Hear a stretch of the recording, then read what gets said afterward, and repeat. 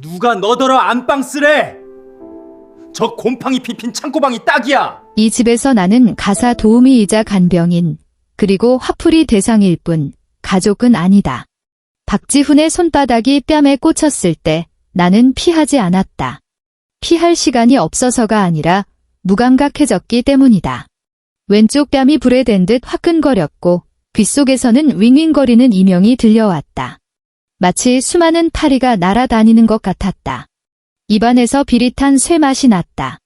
아마 입술 안쪽이 터진 모양이다. 귀 먹었어.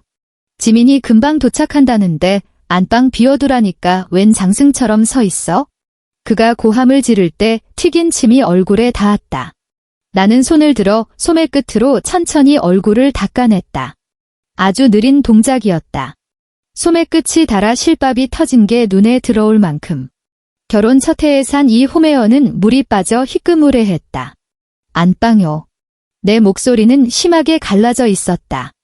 야간 아르바이트를 마치고 막 돌아온 터라 목구멍에 모래가 꽉 찬 것 같았다.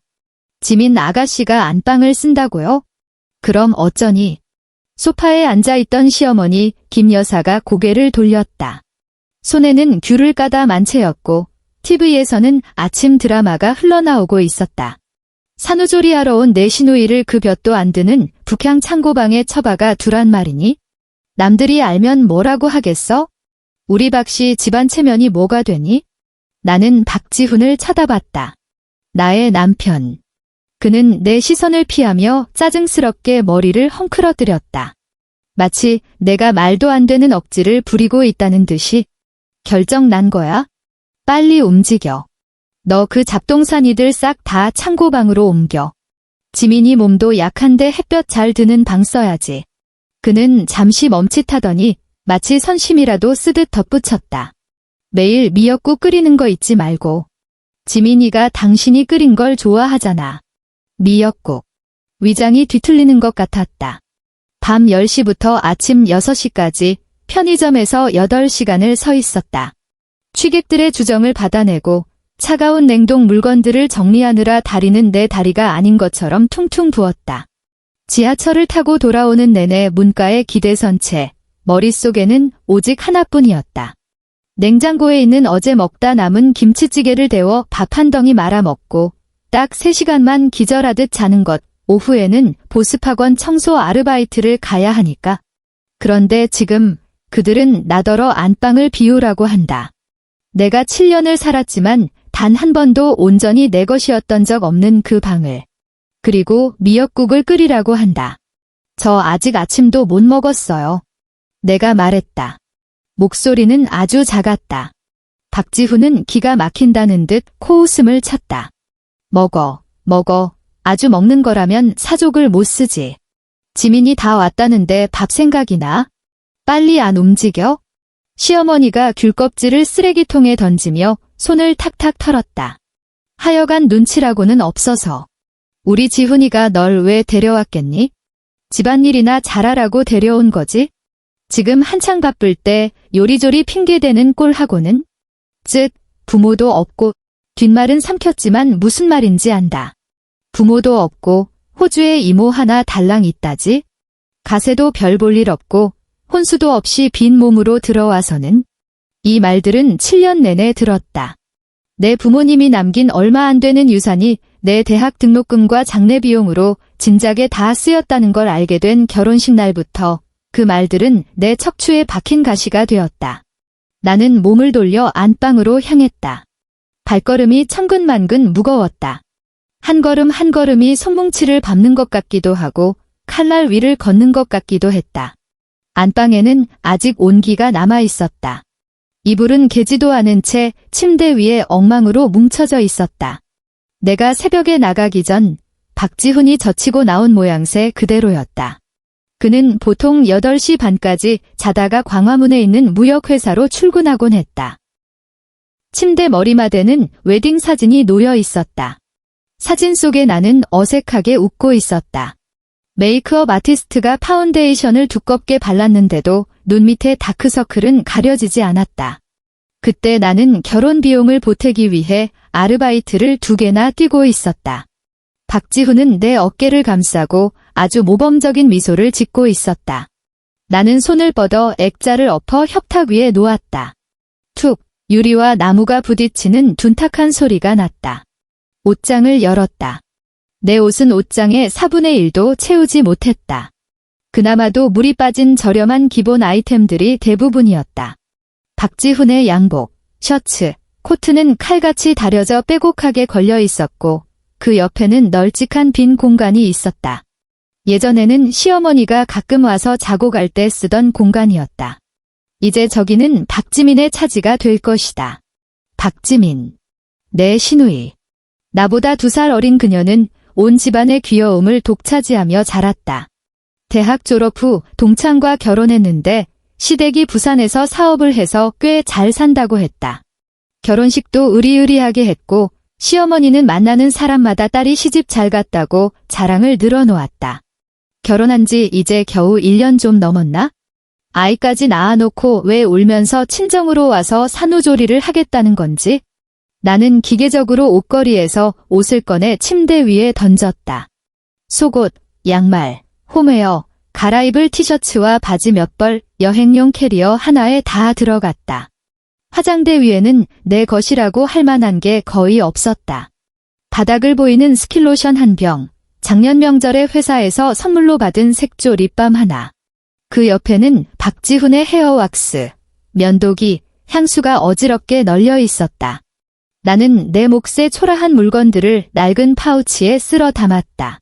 그러다 그 서랍을 보았다. 자물쇠가 채워진 서랍. 아주 작은 자물쇠였다. 심장이 덜컥 내려앉았다. 나는 쭈그리고 앉아 파우치 안쪽 주머니에서 작은 황동 열쇠를 꺼냈다. 열쇠 구멍에 꽂고 돌렸다. 달칵 하는 작은 소리가 지나치게 조용한 방 안에서 천둥처럼 크게 들렸다.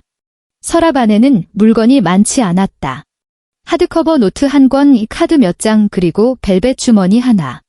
나는 벨벳 주머니를 집어들어 끈을 풀었다. 안에는 아주 얇고 가벼운 금붙이 몇 개가 들어 있었다.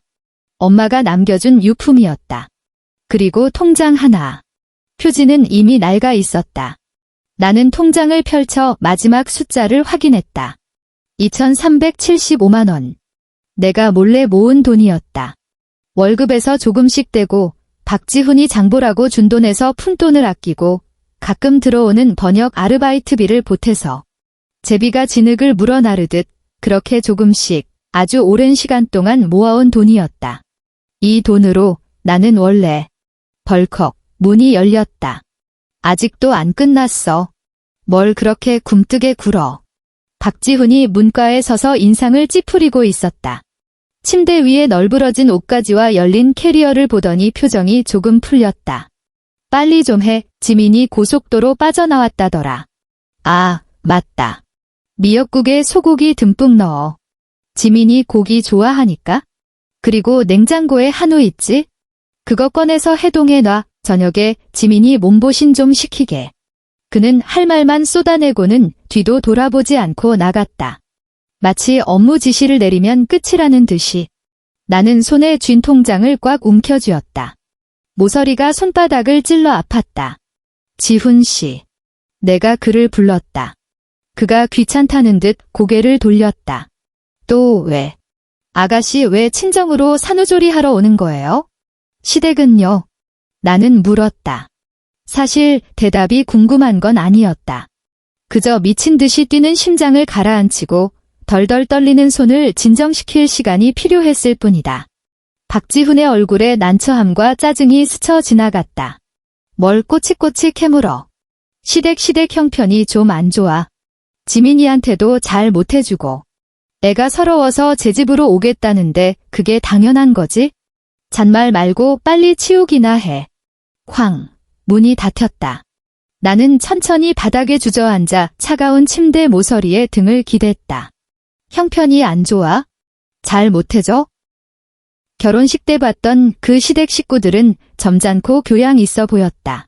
설령 갈등이 있다 해도 보통은 친정엄마가 가서 봐주거나 산후 도우미를 쓰지 않나? 이렇게 무작정 오빠 집으로 쳐들어와서 올케의 안방을 차지하는 경우가 어디 있단 말인가? 어쩌면 시댁에서 더 이상 못 버티게 된 걸지도 모른다. 아니면 본인이 하도 유난을 떨어서 시댁에서도 두 손 두 발 다 들었거나, 그리고 나는 그 모든 서러움과 불편함을 받아내야 하는 쓰레기통이 된 것이다. 아니, 단순한 쓰레기통이 아니다. 햇살 좋은 안방과 한우 미역국, 그리고 24시간 대기조 서비스를 제공해야 하는 노예다. 눈이 뻑뻑하고 쓰라렸다. 하지만 눈물은 나오지 않았다. 7년치 눈물은 이미 수많은 밤을 지나며 말라버린 지 오래였다. 나는 통장과 벨벳 주머니를 가슴에 꼭 품고 몸을 웅크렸다. 바닥에서 올라오는 냉기가 꼬리뼈를 타고 온몸으로 퍼져나갔다. 기억이 본물 터지듯 밀려왔다. 7년 전, 바로 이 아파트였다. 그때 우리는 막 입주한 참이었다. 신축 전세 아파트였고, 보증금은 이모가 도와준 돈과 내가 직장 생활하며 모은 전 재산을 털어 마련했다. 박지훈은 텅 빈 거실에서 나를 안고 빙글빙글 돌며 말했다. 은서야, 우리 따뜻한 가정을 만들자. 내가 행복하게 해줄게. 신혼 첫 달, 그는 내가 퇴근이 늦으면 서툰 솜씨로 라면을 끓여주곤 했다. 비록 퉁퉁 불어터진 라면이었지만, 시어머니가 합가하기 전 나중에 시아버지가 돌아가시고 나서야 들어오셨다. 주말이면 우리는 함께 마트에 갔다. 그가 카트를 밀면 나는 할인 상품을 골라 담으며 어떻게 하면 생활비를 아낄 수 있을지 계산했다. 언제부터 변한 걸까? 그가 승진하고 월급이 오르면서부터? 시어머니가 들어오면서부터? 아니면 시어머니의 온갖 트집을 내가 묵묵히 참아내기 시작했을 때부터? 조금씩, 아주 조금씩 나의 위치는 자네에서 가사 도우미로, 그리고 당연한 존재로 전락했다. 그는 내 생일은 잊어버리면서 자기 부모와 여동생 생일은 반드시 챙기라고, 선물까지 준비해두라고 요구했다. 그는 재테크를 한답시고 자기 월급 대부분을 저축했고, 생활비며 시어머니 병원비, 심지어 여동생 결혼 축의금까지 내 월급에서 나가게 했다. 나는 쓰리 잡을 뛰었다. 편의점 야간, 학원 청소, 가끔 들어오는 번역까지. 그는 나더러 생활력 강하다고 칭찬했지만 돌아서서는 친구들에게 우리 와이프는 그냥 잡일이나 하는 사람이라 번듯한 직업은 없어 라고 깎아내렸다. 그는 내 눈 밑에 검푸른 그늘을 보지 못했다. 독한 세제와 찬물 때문에 굵어진 내 손가락 마디를 보지 못했다. 점점 말수가 줄어드는 내 뒷모습을 보지 못했다. 그가 보는 건 오직 하나였다. 집은 언제나 깨끗하고 밥상은 제때 차려져 있으며 어머니는 극진한 대접을 받고 공과금은 누군가에 의해 완납되어 있다는 사실. 그리고 그는 결론을 내렸다. 이 모든 게 당연하다고. 왜냐하면 나는 다내니까. 그리고 오늘 그 결론은 한 단계 더 진화했다. 나는 가족이 아니므로 내가 하는 이 모든 희생은 속죄이자 다부이며 당연한 것 중에서도 가장 당연한 의무라고. 가슴속에서 기이한 소리가 터져나왔다. 웃음 같기도 하고 울음 같기도 한 소리였다. 나는 나를 감싸 안았던 팔을 풀고 침대를 짚으며 천천히 일어섰다. 다리가 저려서 수만 개의 바늘로 찌르는 것 같았다. 통장과 카드를 안주머니에 조심스럽게 넣고 지퍼를 올렸다. 금부치 주머니도 그 안에 넣었다. 가슴팍에 닿는 딱딱한 감촉이 묘하게 안심이 되었다. 그리고 나는 하드커버 노트를 집어들었다. 펼치자 빼곡한 글씨가 눈에 들어왔다. 가계부였다. 결혼 첫 달부터 지금까지 하루도 빠짐없이 기록한 모든 지출 내역. 파 한 단 가격부터 시어머니 입원비까지. 내 수입, 그의 수입, 그가 알려준 일부만, 공과금, 관리비, 명절 제수용품 비용, 친척 경조사비. 처음엔 반듯했던 글씨체가 뒤로 갈수록 흘려 쓴 글씨로 변해 있었다. 하루하루 쌓여간 피로의 흔적이었다.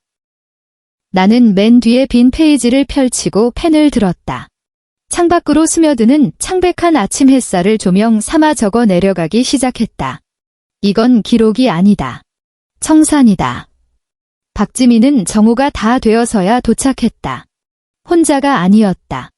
분홍색 겉사계에 꽁꽁 쌓인 갓난아기를 안고 있었고 그 뒤로 택시기사가 거대한 이민 가방 2개를 낑낑대며 끌고 들어왔다. 현관문이 열리자마자 울음소리와 짜증 섞인 목소리가 집 안을 가득 채웠다. 엄마, 오빠, 으앙 진짜 열받아 죽겠어. 그 망할 할망구가 나보고 엄살이 심하대잖아. 산후조리 하는데 안마의자 하나 안 사주면서.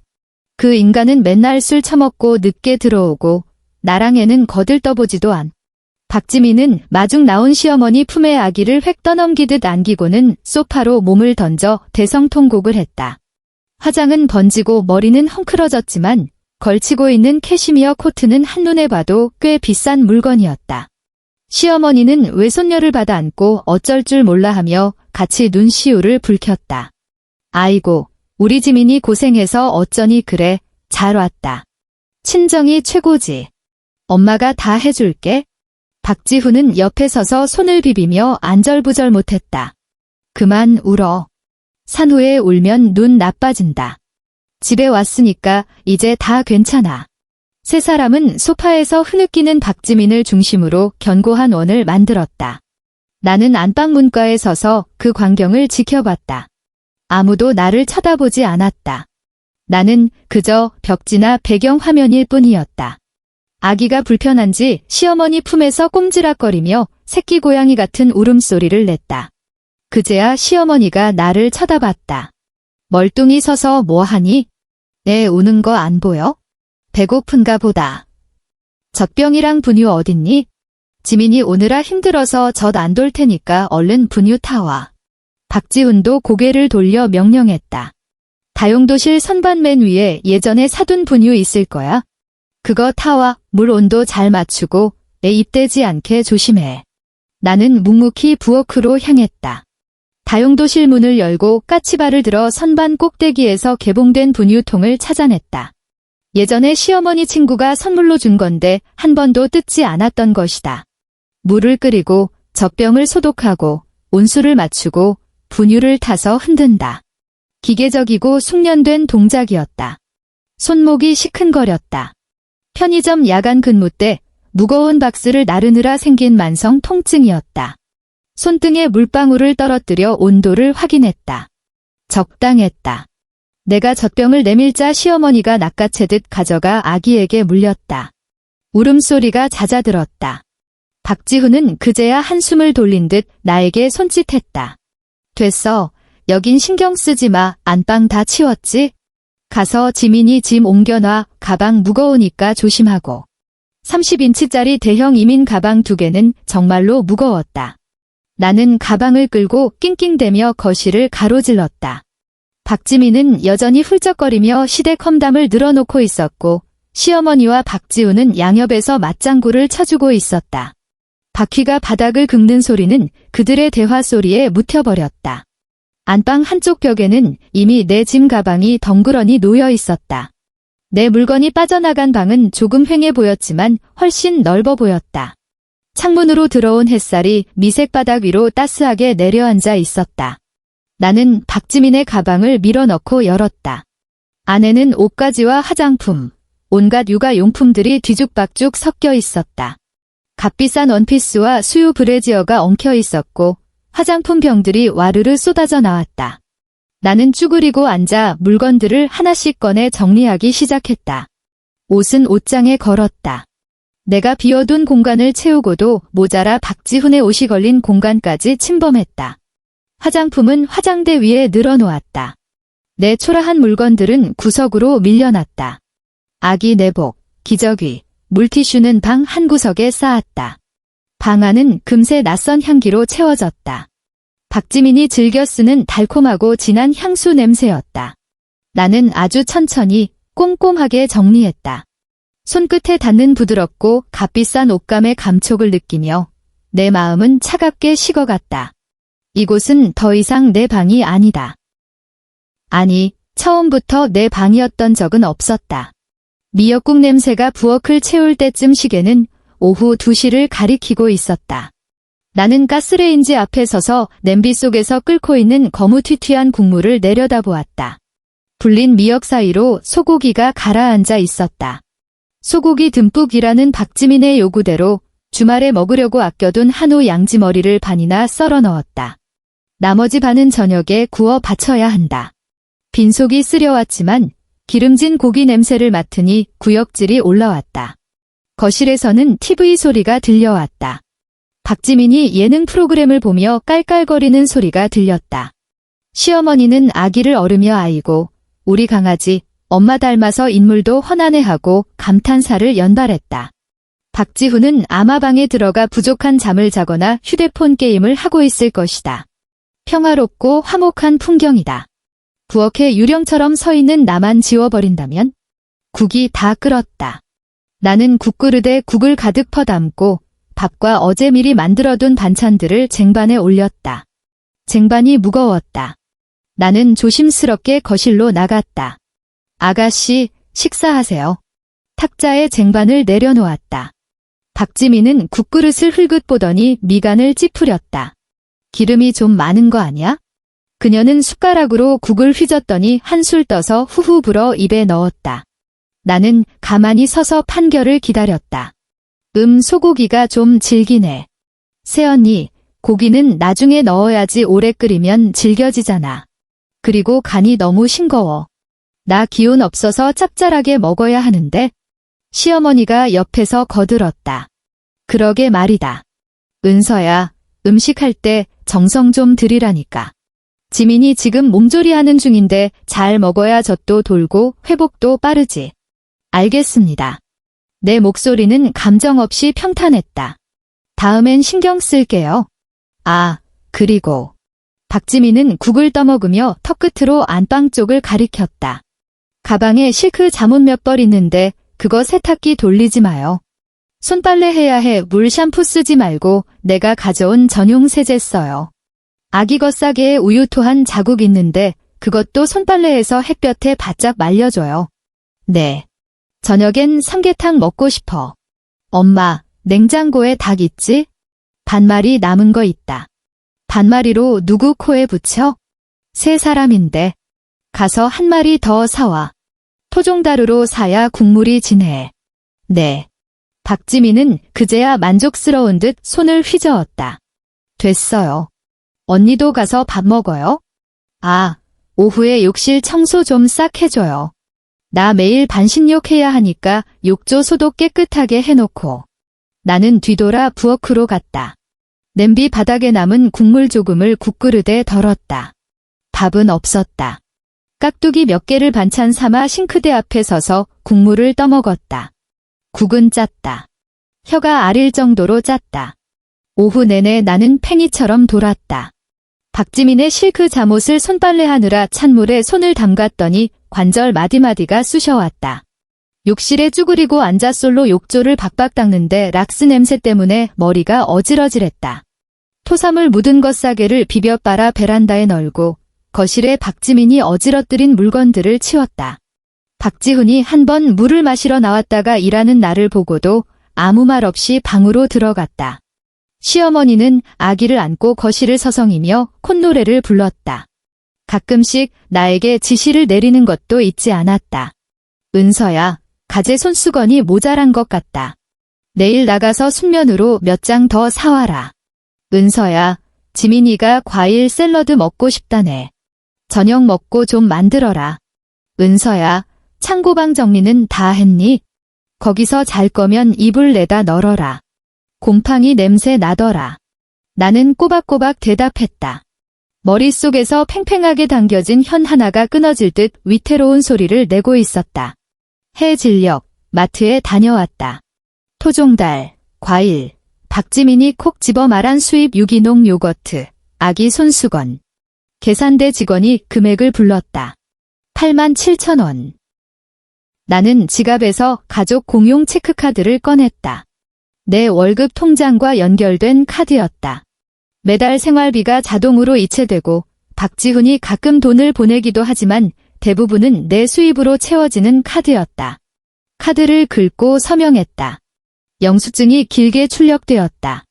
나는 영수증을 꼼꼼히 접어 주머니에 넣었다. 옷감 너머로 하드커버 노트의 딱딱한 감촉이 느껴졌다. 집에 돌아와 저녁 준비를 시작했다. 삼계탕은 시간이 걸리는 음식이다. 나는 약불에 뚝배기를 올려놓고 끓는 것을 지켜봤다. 닭 육수의 구수한 냄새가 퍼졌지만 내게는 그저 역겨운 비린내로만 느껴졌다. 6시 반, 박지훈이 거실로 나와 박지민과 수다를 떨었다. 시어머니는 젖병을 물리고 있었다. 7시, 삼계탕을 상에 올렸다. 밑반찬과 과일 샐러드까지 곁들인 풍성한 식탁이었다. 박지민이 국물을 맛보더니 고개를 끄덕였다. 이번엔 좀 낫네. 그녀는 입맛이 도는지 꽤 잘 먹었다. 박지훈도 국물을 들이켜고는 나에게 툭 던지듯 말했다. 고생했어. 시어머니는 지민이 밥그릇에 고기를 얹어주며 말했다. 많이 먹어라. 그래야 몸이 빨리 풀리지. 나는 식탁 모서리에 앉아 묵묵히 밥을 먹었다. 밥알이 모래알처럼 서걱거렸다. 나는 기계적으로 씹고 삼켰다. 그들은 쉴 새 없이 떠들었다. 박지민은 시댁욕, 남편욕, 출산의 고통을 늘어놓았고 박지훈과 시어머니는 맞장구를 치며 위로했다. 몸 좀 추스르고 나면 천천히 생각해보자며 다독였다. 아무도 내게 야간 근무가 힘들지 않았냐고 묻지 않았다. 내일도 아르바이트를 가야 하는지 묻지 않았다. 나도 밥을 먹어야 하고 잠을 자야 하고 휴식이 필요한 사람이라는 걸 기억하는 사람은 아무도 없었다. 나는 그저 이 단란한 가정이 굴러가게 만드는 배경음이자 그림자일 뿐이었다. 저녁 식사가 끝나고 설거지를 했다. 기름진 그릇을 닦는 물은 차가웠다. 박지민은 아기를 안고 안방으로 들어갔다.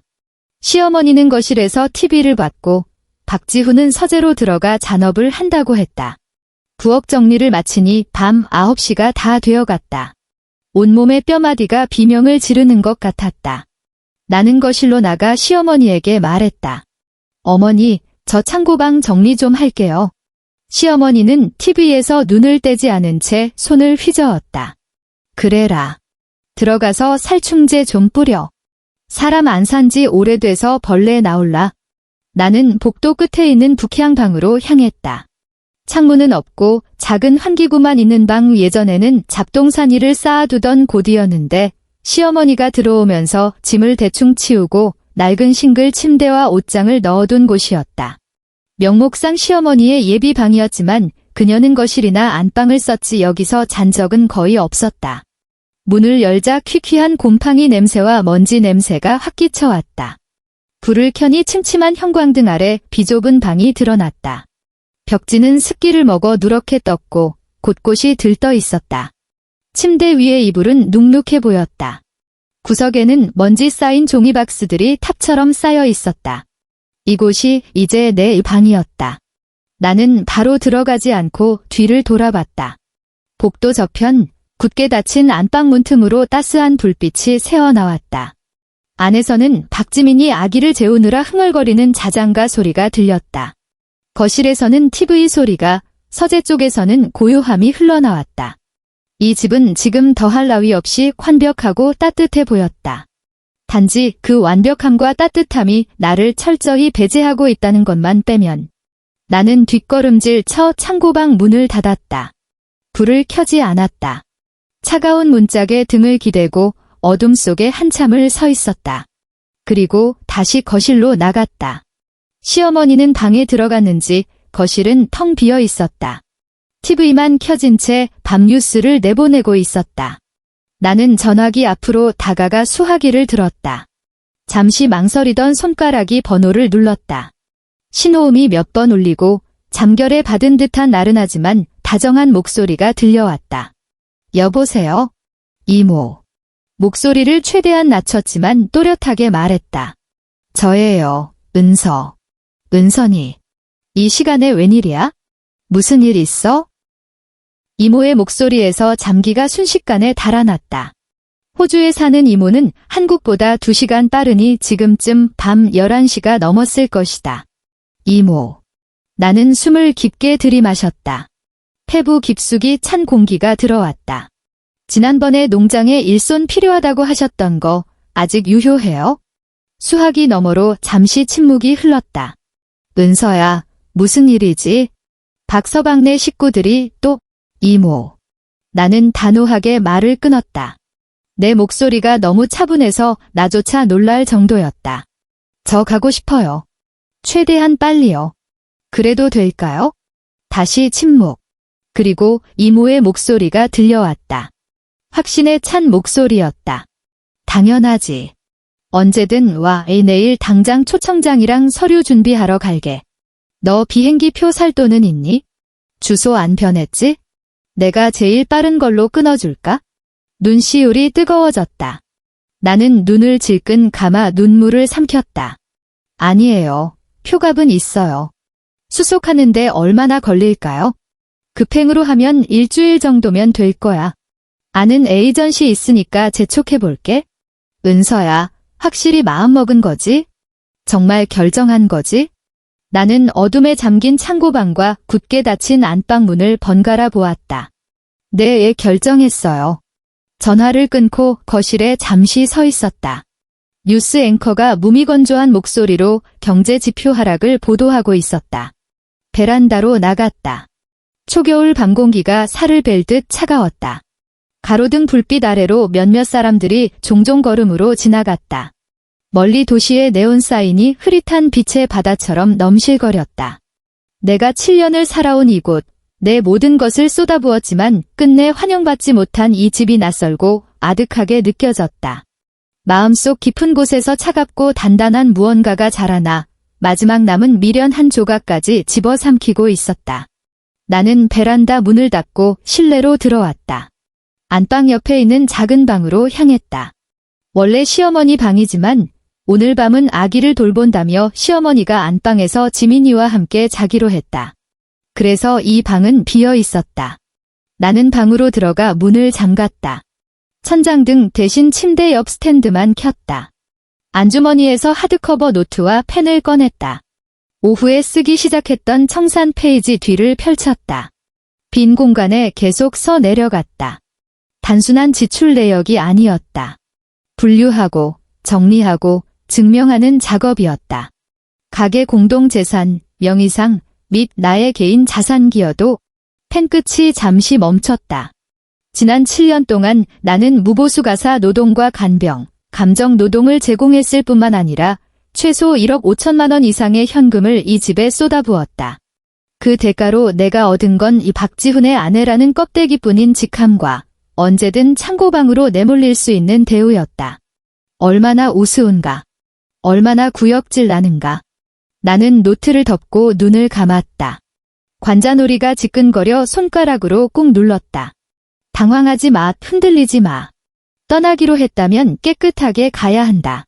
그리고 내가 사라진다는 게 그들에게 어떤 의미인지 뼈저리게 느끼게 해줘야 한다.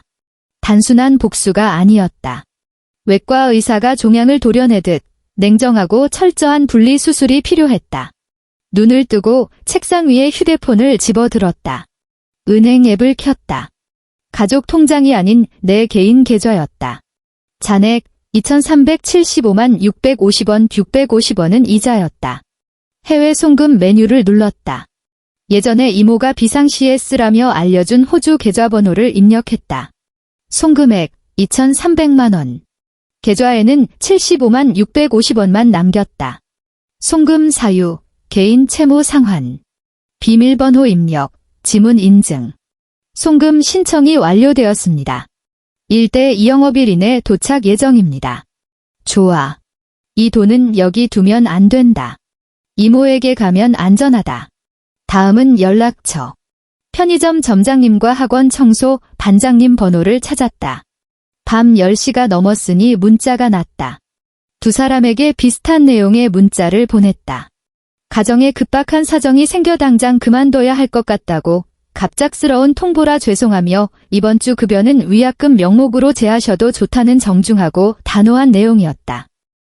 편의점 점장님에게서 바로 답장이 왔다. 알겠다고 시간 날 때 와서 정산하라는 내용이었다. 청소 반장님도 알겠다며 대타를 구해보겠다고 했다. 2개의 수입원을 끊었다. 불안할 줄 알았는데 오히려 기이할 정도로 홀가분했다. 메모장을 열었다. 시어머니 병원 예약일, 박지훈 양복 드라이클리닝 회원 번호, 관리사무소 번호, 자주 시키는 마트 배달 번호, 공과금 자동이체 계좌 번호. 하나하나 눈으로 훑은 뒤 삭제 버튼을 눌렀다. 전부 지우지는 않았다. 관리사무소 번호처럼 기본적인 건 남겨두고 세탁소, 마트, 심지어 가스 점검원 연락처까지 내가 관리하던 모든 생활의 흔적들을 지워나갔다. 삭제 확인 팝업이 떴다가 사라질 때마다 내 삶을 덮고 있던 끈적한 기름때가 벗겨지는 기분이었다. 시계를 보니 밤 11시 반이었다. 다음 단계다. 나는 옷장 앞으로 갔다. 이 방 옷장에는 시어머니의 철진한 옷과 이불이 들어 있었다. 수납박스 몇 개를 드러내자 옷장 깊숙한 곳에서 차갑고 딱딱한 금속이 손에 닿았다. 시아버지가 남긴 소형 내화 금고였다. 시어머니는 여기에 집문서나 땅문서, 시골에 작은 땅이 있었다. 그리고 당신의 폐물을 보관했다. 비밀번호는 박지훈 생일이었다. 예전에 시어머니 허리가 아플 때 심부름을 한 적이 있어 알고 있었다. 비밀번호를 누르자 띠리릭, 경쾌한 소리와 함께 문이 열렸다. 내용물은 단출했다.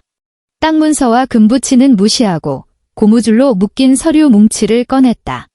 전세 계약서, 자동차 등록증 사본, 박지훈의 졸업증명서와 자격증 사본, 그리고 시어머니 명의의 예금 증서 몇 장.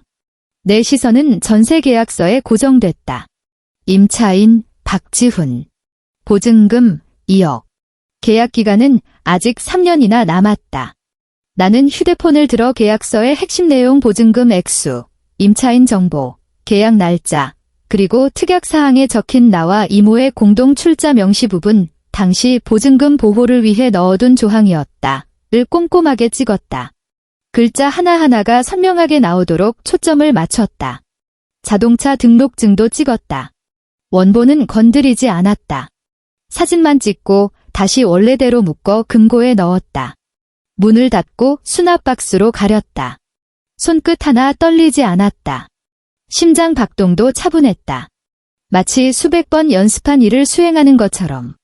책상으로 돌아와 클라우드 앱을 열었다. 세무자료라는 지루한 이름의 폴더를 만들고 암호를 걸었다. 방금 찍은 사진들과 내가 기록한 가계부 중 고액 지출 내역을 찍은 사진들을 전부 업로드했다. 모든 게 끝났다. 나는 길게 숨을 내쉬었다. 가슴속에 묵혀있던 탁한 공기가 빠져나가는 것 같았다. 몸은 천근만근인데 머릿속은 얼음물에 담근 듯 명료했다. 문가로 가서 귀를 대보았다. 고요했다. 멀리서 아기 울음소리가 잠깐 들렸다가 잦아들었다. 나는 조심스럽게 문을 열고 나갔다. 거실은 암흑이었다. 안방 문틈의 빛도 사라졌다. 모두 잠든 모양이다. 나는 유령처럼 맨발로 차가운 마룻바닥을 디디며 부엌으로 이동했다. 냉장고를 열었다. 냉장실은 터질 듯 꽉 차 있었다. 남은 삼계탕, 각종 김치와 밑반찬, 우유, 달걀, 과일, 요거트 냉동실에는 한우, 돼지고기, 생선, 만두, 떡이 가득했다. 잠시 멍하니 바라보다가 문을 닫았다. 식료품 팬트리를 열었다. 쌀포대, 라면, 당면, 통조림, 각종 조미료. 다시 문을 닫았다. 욕실로 갔다. 빨래 바구니에는 박지민과 아기의 옷, 박지훈의 옷이 수북했다. 그대로 두고 나왔다. 마지막으로 현관. 신발장 옆내 배낭에는 지갑, 열쇠, 보조 배터리, 그리고 하드커버 노트가 들어있었다. 나는 노트를 꺼내 품에 안았다. 다른 건 건드리지 않았다. 그리고 나는 그 좁고 냄새나는 창고방으로 돌아왔다. 이번에는 불을 켰다. 형광등 불빛 아래 먼지가 춤추듯 떠다녔다. 더러운 침대에는 눕고 싶지 않았다. 구석에 있는 낡은 종이박스 위에 걸터앉아 차가운 벽에 등을 기댔다. 품에서 노트와 펜을 꺼냈다. 가장 최근 페이지를 펼쳤다. 리스트를 작성하기 시작했다. 이건 철수 리스트였다. 1. 개인 신분증, 여권, 주민등록증, 면허증, 배낭 안쪽 주머니 확인. 2. 비상금 통장, 카드, 폐물, 이모에게 송금 완료, 나머지는 소지. 3. 증거사진, 클라우드 업로드 완료. 4. 휴대폰 번호 변경, 호주 도착 후 처리. 5. 가족 공용 카드 연결 해제, 내일 은행 방문. 6. 개인 물품 정리, 최소한의 의류와 필수품만. 7. 휴대폰 내 연락처 및 문자 기록 삭제, 길부 완료. 8. 항공권, 지모 연락 대기. 9. 펜이 멈췄다. 고개를 들어 맞은편 벽에 핀 곰팡이를 바라보았다. 기괴하게 일그러진 얼굴처럼 보였다. 나는 리스트의 마지막에 천천히 힘주어 한 줄을 적어 내려갔다. 선물 남기기. 그 글자를 한참 동안 노려보았다. 그리고 그 페이지를 찢어냈다. 앞서 작성한 청산은혜역과 증거 요약 페이지도 함께 찢어 곱게 접어 안주머니에 넣었다. 이제 노트에는 일상적인 가계부 내용만 남았다. 누가 봐도 상관없는 것들이다. 모든 준비를 마치자 그제야 피로가 해일처럼 밀려왔다. 벽에 머리를 기대고 눈을 감았다. 잠은 오지 않았다. 서늘한 각성과 잔인할 정도로 선명한 기대감만이 나를 채우고 있었다. 내일이면 모든 게 달라질 것이다. 다음 날 아침, 나를 깨운 건 아기의 찢어지는 듯한 울음소리와 박지민의 짜증 섞인 고함이었다. 새언니, 내 똥 쌌어. 기저귀 다 떨어졌는데 어디 뒀어? 눈을 떴다. 벽에 기대 잠든 탓에 목과 등이 뻣뻣하게 굳어 있었다. 휴대폰을 보니 아침 6시 반 밖은 아직 어스름했다. 나는 삐걱거리는 몸을 일으켜 창고방을 나갔다. 박지민은 잠옷바람에 산발을 한 채 안방 문가에 서 있었다. 품에 안긴 아기는 자지러지게 울고 있었고 그녀의 얼굴은 짜증으로 일그러져 있었다. 왜 이제 나와? 기저귀. 어제 사온 거 어디 있냐고. 거실 탁자 및 쇼핑백에 있어요. 목소리가 잠겨 쇳소리가 났다. 그럼 빨리 갖다 줘야지. 아, 그리고 애 배고픈 것 같아. 분유도 좀 타줘. 빨리. 그녀는 팩 토라져서 방으로 들어가더니 문을 쾅 닫았다. 나는 거실로 나가 탁자 밑에서 기저귀 팩을 꺼내 몇 장을 뺐다. 그리고 부엌으로 가서 분유를 탔다. 익숙한 동작이었지만 마치 투명한 막을 사이에 두고 움직이는 것 같았다. 꿈속에서 내가 움직이는 걸 구경하는 기분이었다. 시어머니도 부스스한 얼굴로 안방에서 나왔다. 나를 보더니 하품 섞인 목소리로 중얼거렸다. 아침부터 웬 난리냐 은서야. 아침엔 죽 좀 써라. 지민이 소화 잘 되게 죽이 낫겠다. 달걀 부침도 좀 하고. 네. 죽을 데우고 달걀을 부쳤다.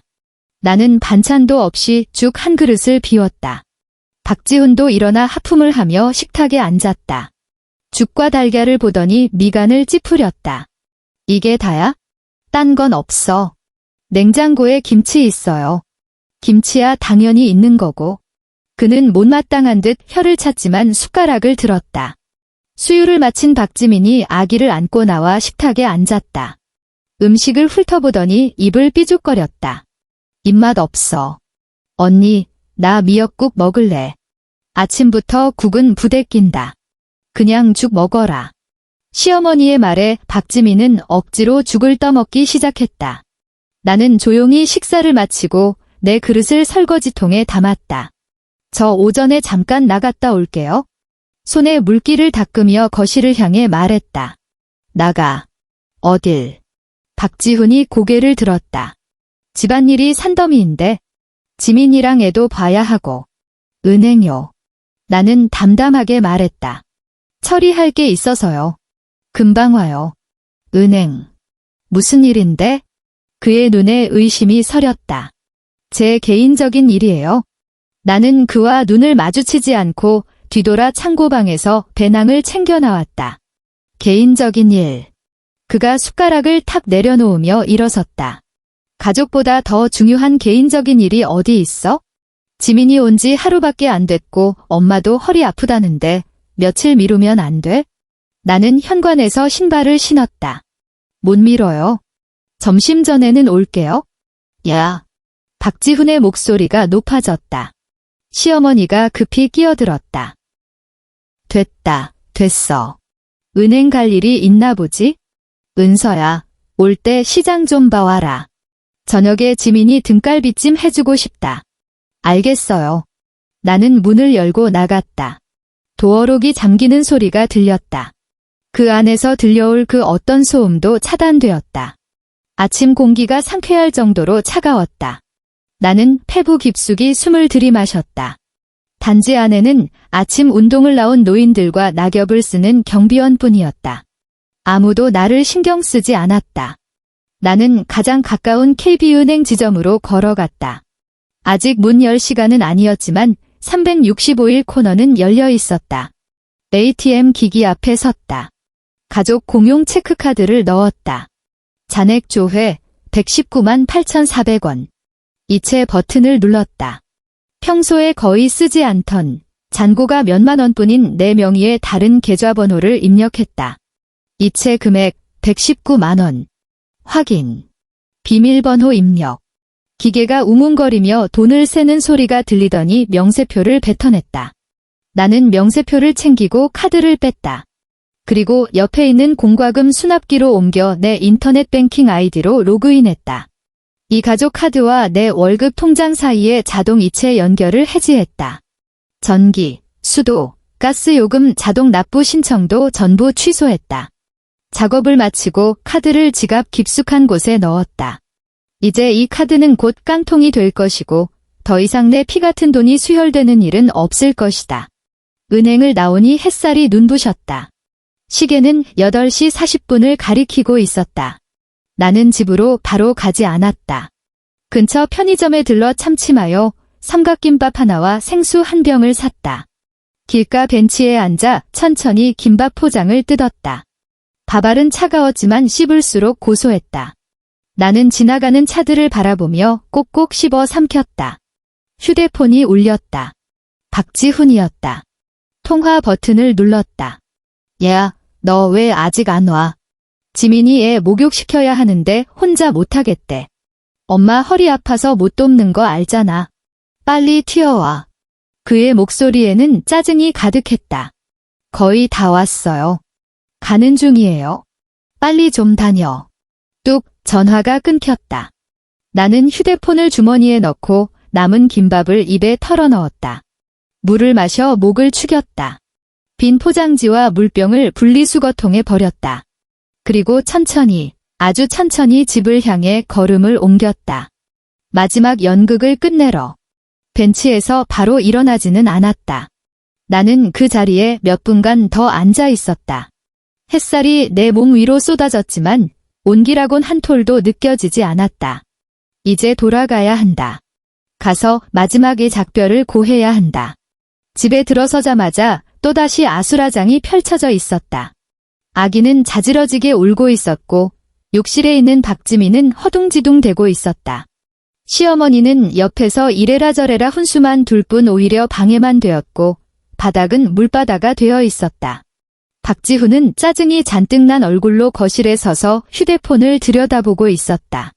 아마 업무 메시지에 답장을 하는 모양이었다. 아니, 목욕 하나 시키는 게 이렇게 힘들어서야 원. 박지훈은 내가 들어오는 걸 보자마자 불평을 쏟아냈다. 빨리 가서 좀 거들어.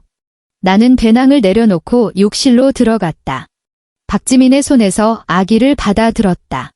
익숙한 손길로 아기를 받쳐 안고 다른 손으로 물 온도를 확인하고 조절했다. 그리고 빠르지만 부드럽게 아기를 씻긴 뒤 큰 수건으로 감싸 안아 밖으로 데리고 나왔다. 박지민은 그제야 살 것 같다는 듯 물 젖은 손을 탁탁 털었다. 아우, 힘들어 새언니, 물기 좀 닦아주고 발진 크림 바르고 옷 좀 입혀줘요. 난 옷이 다 젖어서 갈아입고 올게. 그녀는 쇳소리를 내며 나갔다. 나는 이 작고 부드러운 생명체를 안고 거실로 가서 미리 깔아둔 담요 위에 눕혔다.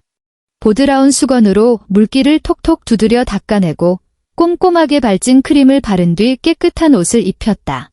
아기도 개운해졌는지 울음을 그치고 까만 눈동자로 나를 빤히 올려다보았다. 티 없이 맑은 눈이었다. 계산도, 혐오도 없는 오직 순수한 천진난만함만이 담겨 있었다. 나는 아기의 보드라운 뺨을 살짝 쓰다듬었다. 정말 부드러웠다. 그리고 아기를 안아 올려 옷을 갈아입고 나온 박지민의 품에 넘겨주었다. 오후에 학원이랑 편의점에 좀 다녀올게요. 내가 말했다. 마지막 급여 정산하고 명찰도 반납해야 해서요. 또 나간다고? 박지훈이 미간을 찌푸렸다. 오늘따라 왜 이렇게 일이 많아? 마지막이니까요. 내가 말했다. 이제 더는 안 갈 거니까? 그는 내 말 속의 숨은 뜻을 알아차리지 못한 듯 그저 손을 휘휘 저었다. 그래, 알았어. 얼른 다녀와. 저녁에 갈비 사오는 거 잊지 말고. 네. 나는 창고방으로 돌아와 문을 닫았다.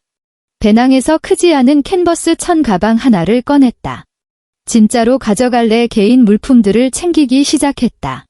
갈아입을 속옷 몇 벌, 가장 자주 입는 편하고 눈에 띄지 않는 티셔츠와 바지 두어 벌, 세면도구 세트, 충전기와 보조 배터리, 여권, 주민등록증, 운전면허증, 엄마의 금부치가 든 벨벳 주머니, 통장은 이미 송금했으니 제외, 펜 한 자루, 그리고 하드커버 노트, 중요한 페이지는 찢어냈으니 일상적인 가계부 내역만 남은 상태였다.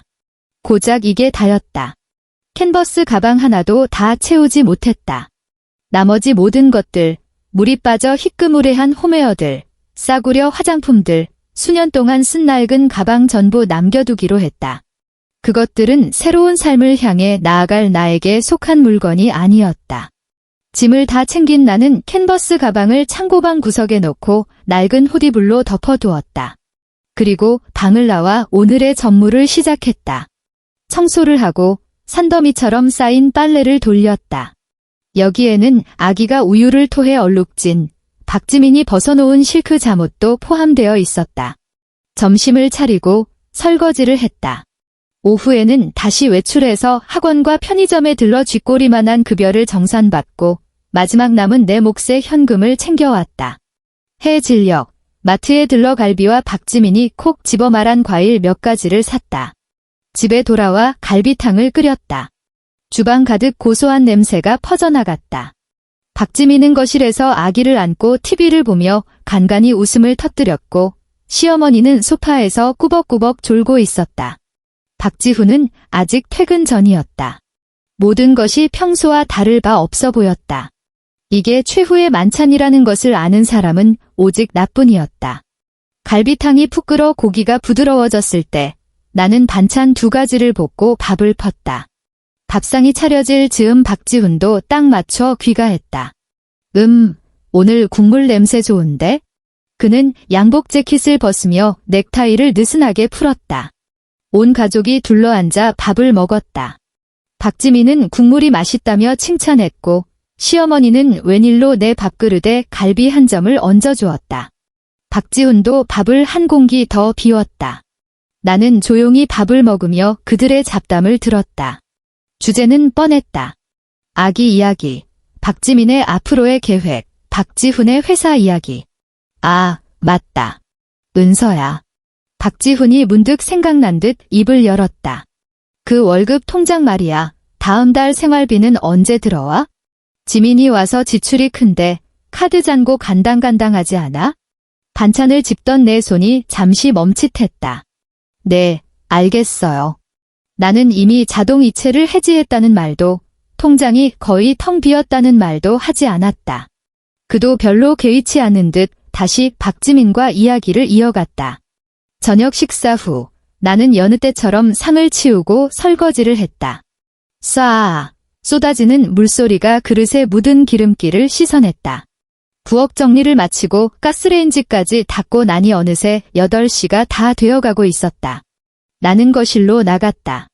박지민과 시어머니는 아기를 어르고 있었고 박지훈은 서재에 있었다. 어머니, 지훈 씨. 내가 입을 열었다. 크지는 않았지만 또렷한 목소리였다. 그들이 나를 쳐다보았다. 창고방 청소 다 해놨어요. 오늘 밤부턴 거기서 잘게요. 박지훈이 서재에서 고개를 쑥 내밀더니 건성으로 고개를 끄덕였다. 그래. 시어머니도 한마디 거들었다. 환기는 좀 시켰니? 이불은 널었고. 네, 널었어요. 내가 대답했다. 박지민은 고개도 들지 않은 채 품 안의 아기에게만 집중하고 있었다. 그리고 나는 말을 이었다. 내일 날씨를 이야기하듯 아주 평온한 어조였다. 내일 아침 일찍 볼 일이 있어서 나가요. 아마 오전 내내 없을 거예요. 점심은 냉장고에 재료 있으니까 알아서 챙겨 드세요. 또 나가. 박지훈이 인상을 썼다. 내일 토요일이라 출근도 안 하는데 무슨 볼일? 그냥 사적인 일이에요. 내가 말했다. 아주 중요한 일이요. 그는 입을 벙긋거리며 뭐라고 하려다가 파도 한 점 없는 내 평온한 얼굴을 보더니 말을 삼켰다. 그리고는 귀찮다는 듯 손을 휘저었다. 맘대로 해. 일찍 들어오기나 해. 네. 나는 고개를 끄덕였다. 그리고 몸을 돌려 그 비좁은 창고방을 향해 걸어갔다. 이번에는 뒤를 돌아보지 않았다. 심야. 모든 소리가 죽은 듯 고요했다. 나는 창고방의 차갑고 딱딱한 싱글 침대에 누워 있었다. 햇볕에 말렸는데도 여전히 퀴퀴한 냄새가 나는 이불을 덮은 채 어둠 속에서 희미하게 드러난 천장의 윤곽을 응시했다. 귀를 곤두세우고 밖의 동태를 살폈다. 안방에서 들려오던 콧노래 소리는 진작에 멈췄다. 거실 TV도 꺼졌다.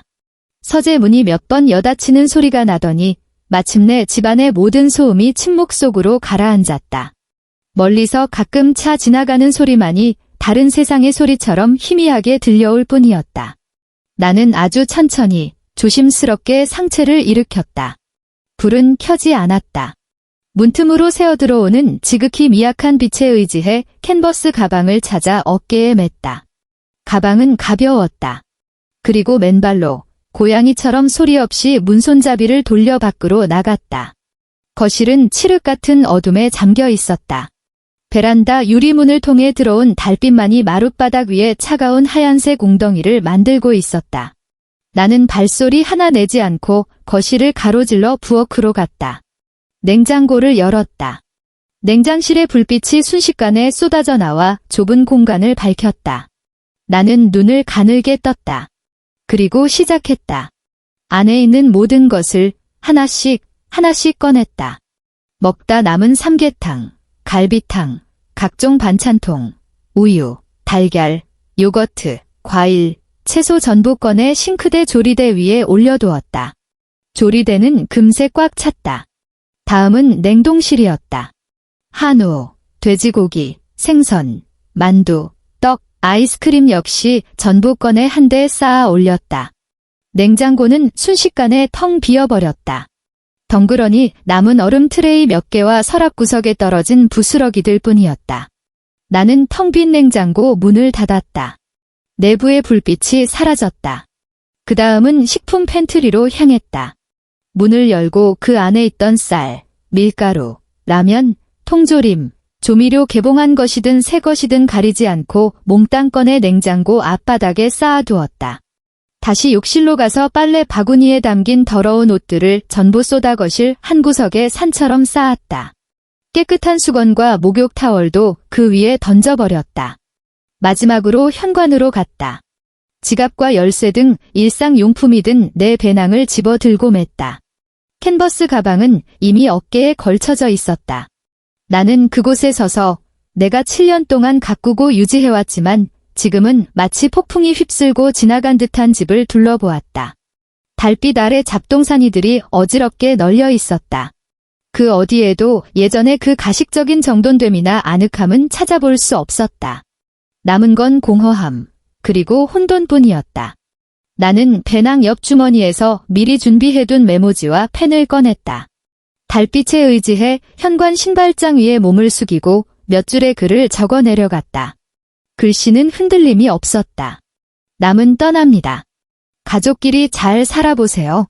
작성을 마친 메모지를 신발장 가장 잘 보이는 곳에 놓고 내 집 열쇠로 눌러두었다. 나는 허리를 펴고 어둠에 잠긴 이 집을 마지막으로 한번 바라보았다. 미련은 없었다. 아쉬움도 없었다. 오직 차가운 허무만이 감돌았다. 몸을 돌려 차가운 현관문 손잡이를 잡았다. 천천히 돌려 문을 열었다. 새벽의 서늘한 공기가 얼굴로 확 끼쳐왔다. 나는 뒤도 돌아보지 않고 문지방을 넘었다. 등 뒤로 손을 뻗어 문을 살며시 닫았다. 달칵. 아주 작은 소리였다. 귀를 기울이지 않으면 들리지 않을 만큼. 하지만 그것은 지난 7년의 모든 굴레를 끊어내는 마지막 파여름이었다. 복도의 센서 등이 켜졌다. 창백한 불빛이 내 발밑을 비췄다. 나는 캔버스 가방끈을 고쳐매고 배낭을 단단히 맨 채 엘리베이터로 향했다. 엘리베이터가 천천히 내려갔다. 숫자가 바뀌었다. 15, 14, 13. 금속 벽면에 내 흐릿한 그림자가 비쳤다. 안색은 창백했지만 눈빛만은 기이할 정도로 맑았다. 아파트 건물을 빠져나왔다. 새벽거리는 텅 비어 있었고 가로등만이 외롭게 서 있었다. 하늘은 짙은 남색이었고 멀리 지평선 끝자락이 희뿌옇게 밝아오고 있었다. 도로변으로 걸어가 휴대폰을 꺼냈다. 이모가 보낸 메시지가 와 있었다. 항공편명과 전자항공권 캡처 이미지였다. 인천공항에서 시드니로 가는 직항. 시간은 오늘 오전 11시 45분. 그리고 은행 알림 문자 하나. 2,300만 원이 이모 계좌로 입금되었다는 내용이었다. 예약해둔 택시를 불렀다. 금방 차가 도착했다. 기사는 중년의 아저씨였다. 내 단출한 짐과 이른 시간을 번갈아 보더니 별말 없이 트렁크를 열어주었다. 인천공항으로 가주세요. 택시가 출발해 텅 빈 도로 위를 미끄러지듯 달렸다. 도시는 아직 잠들어 있었고 고층 빌딩들의 윤곽이 여명 속에서 서서히 뚜렷해지고 있었다. 나는 차창에 머리를 기대고 창밖으로 빠르게 스쳐 지나가는 익숙한 풍경들을 바라보았다. 편의점, 버스 정류장, 익숙한 아파트 단지, 알바를 했던 보습학원 건물. 모든 것이 뒤로 물러났다. 빠르게 내 등 뒤로 사라져갔다. 휴대폰이 진동했다.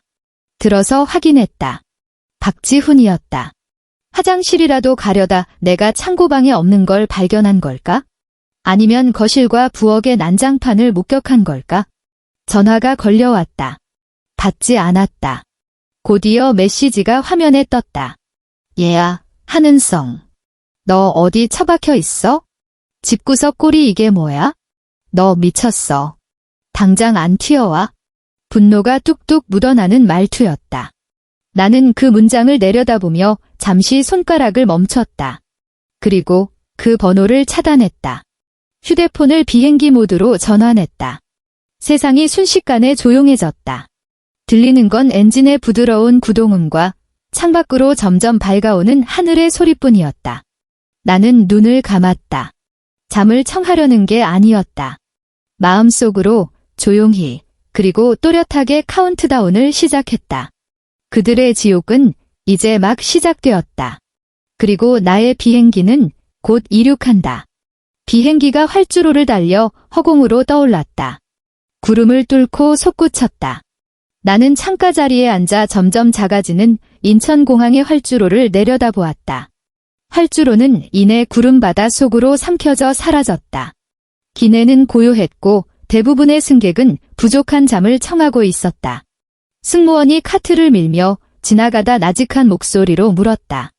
나는 물 한 잔을 받아 들었다. 플라스틱 컵 벽면이 차가웠다. 손에 쥐고만 있을 뿐 마시지는 않았다. 몸은 지칠 대로 지쳐 있었다. 뜬 눈으로 밤을 지새운 피로가 이제야 해일처럼 밀려와 뼈마디 사이사이로 스며들었다. 하지만 머릿속은 이상하리만치 맑았다. 마치 얼음물에 담갔다 뺀 유리처럼 투명하고 차갑게 모든 것을 비추고 있었다. 눈을 감았지만 눈앞에 어둠 대신 잔상들이 스쳐 지나갔다. 박지훈의 불그락푸르락한 얼굴, 입을 삐죽거리며 역시 피가 안 섞이니 다르네라고 비아냥거리는 시어머니, 내 침대에 누워 내 이불을 덮고 내 화장품을 쓰며 당연하다는 듯 의기양양해하던 시누이 박지민의 표정. 그리고 더 먼 과거의 기억들. 결혼식 날, 내 손가락에 반지를 끼워주며 행복하게 해줄게 라고 말하던 그때 그의 눈에는 빛이 있었고 내 손을 잡은 그의 손바닥은 따뜻했다. 전셋집에 들어오던 날 가구도 없이 텅 빈 마룻바닥에 앉아 자장면을 먹었지? 그가 말했다. 여보, 고생시켜서 미안해. 내가 더 열심히 해서 나중엔 큰 집으로 이사가자. 자장면은 짰지만 내 마음은 꽉 차 있었다. 시어머니가 처음 입원했을 때 3일 밤낮을 병원에서 지새운 나를 찾아와 고생했어 라며 내 다크서클을 어루만져 주던 그때 나는 내 희생이 그에게 보이고 있다고 믿었다. 하나하나 조각조각 따뜻하고 반짝이던 파편들. 하지만 그 파편들은 순식간에 빛을 잃고 곰팡이가 슬고 뒤틀려 버렸다. 소파에 누워 휴대폰만 만지작거리며 내가 차려온 밥상에 반찬 투정을 하는 모습으로 제사 때 허리가 끊어질 듯 아픈 나에게 동작이 굼뜨다고 재촉하는 모습으로 지민이는 동생이잖아. 내가 좀 양보해라며 단호하게 말하던 그 목소리로 그리고 어젯밤 창고방을 가리키며 너 거기서 자라고 말하던 그 차갑고 낯선 눈빛으로 7년. 나는 내 인생의 가장 빛나는 7년을 가루로 빻아 피와 땀에 개어 이 집의 벽에 발랐다. 행복이라는 환상을 덧칠하기 위해서.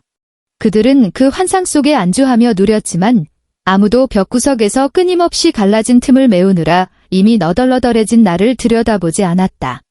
갑자기 숨이 턱 막혀왔다.